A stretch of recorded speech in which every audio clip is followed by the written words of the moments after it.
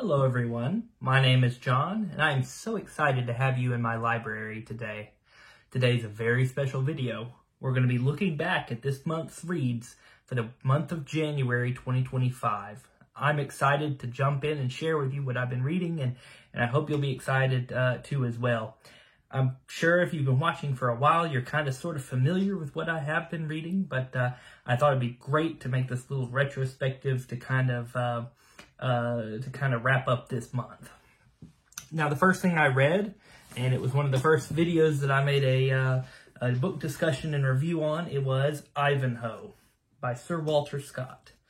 I rate this book about 4 out of 5. I really did like it. I think it's a classic of kind of the chivalry novel that kind of made a little renaissance in the 1800s, where you started getting more interest in the Middle Ages, such as the Merry Adventures of Robin Hood and a resurgence of interest in King Arthur and things like that. So I really enjoyed this book, and I hope you all will give this a read.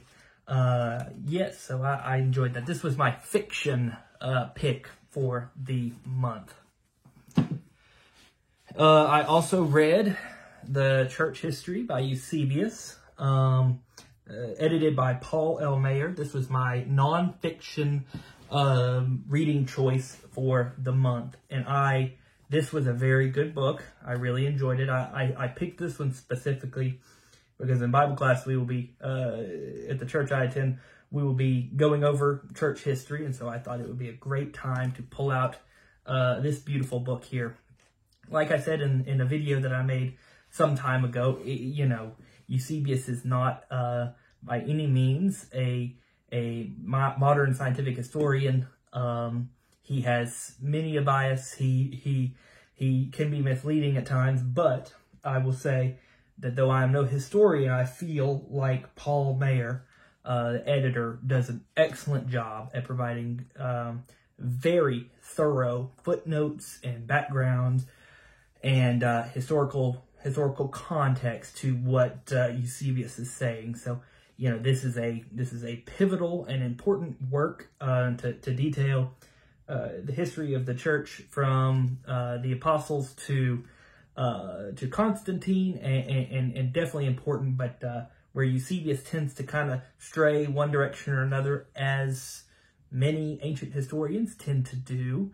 Paul Mayer does an excellent job keeping things a little bit more on track for what the contemporary historical consensus tends to be.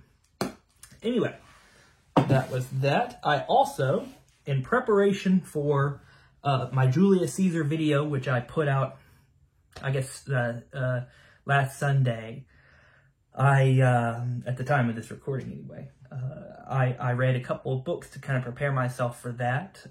The first of which I didn't reference specifically in the video, but I did read it prior to and inform some of my understanding of the historical context, is Rubicon, The Last Years of the Roman Republic by Mr. Tom Holland. This was a great book. I enjoyed reading this. I started it some time ago, but I finished it this month. I read the last 5 or 6 hours of it this month, and it was a great, I guess, modern narrative history of the events that lead up to and include the rise and fall of Julius Caesar and the rise of Augustus. Just great book. I really enjoyed it. It was very, very informative and entertaining. In preparation, I also read, I did not read this whole book. Don't think I read the whole book. It's pretty long. I read The Life of Julius Caesar from this book, the biography by Plutarch. I talked about that in depth in the Julius Caesar video that I've just posted. But this is pivotal to Shakespeare's telling of the play. This was the source that he went to when he was writing, and so this is very important stuff, not only as an ancient history, but also for the likes of of folks who love literary stuff like myself for Shakespeare. And I did review, it's behind me, I didn't pull it up, but I did review Julius Caesar by William Shakespeare. That was my Shakespeare play of the month. I've been picking nonfiction, fiction, play, and then the next up is actually the Superman in Exile Omnibus. So I choose a graphic novel or collection of comic books to read. And this was the one I read for this month. It was great. I really enjoyed it. I had read The Death of Superman. I had read the John Byrne reboot that I've talked about in previous videos.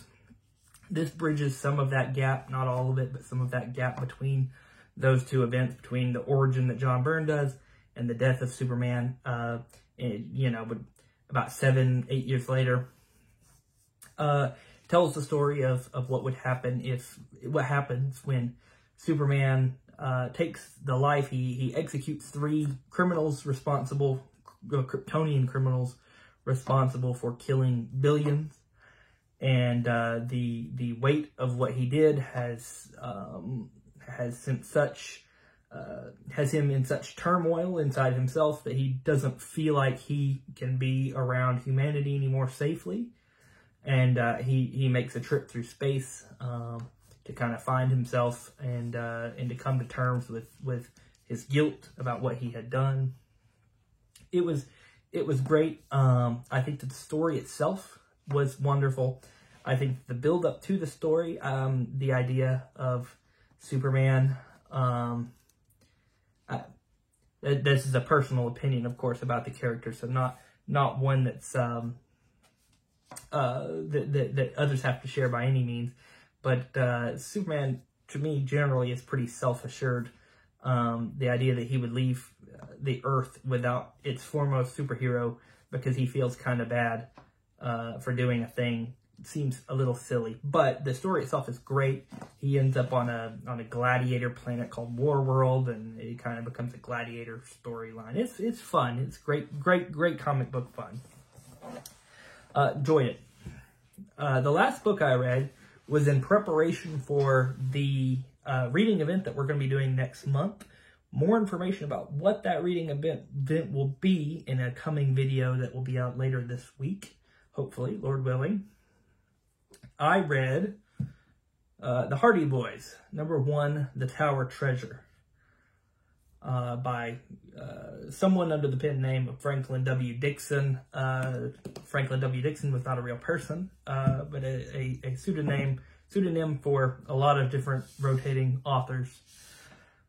Great, really enjoyed it. I think I want to make I'm gonna not give all of my comments here on this because I think I may make a video specifically about it later. I read these books as a kid. I really enjoyed them. And it kind of fit the theme of what I was going to be doing this month. And so I saw it at the bookstore. I was like, you know what? Let me pick it up. Let me read it. And it didn't disappoint. It was a lot of fun throughout. And I just love the laminated hardcover so much. I don't know why. The cover art, everything about this little book makes me happy. But anyway, that was kind of a rundown about what I read this month. I'm very proud of it. I'll tell you the truth. This is more I've read in a month than in a very long time. And so I kind of started this year with a New Year's resolution that I was going to read more and that I was going to read more diversely. That I was not going to stick to fiction, that I was not going to stick to, sometimes even comic books or that I was going to really read diversely in all sorts of things. And this month I have achieved that goal, and I thank you for having joined me on this journey, and I look forward to preparing to next month's adventures with you. All right. Well, thank you so much. I hope that you have a blessed rest of your day or night. I hope to see you all again very soon. And I always thank you for watching and joining me in my library. Thank you so much. Bye-bye.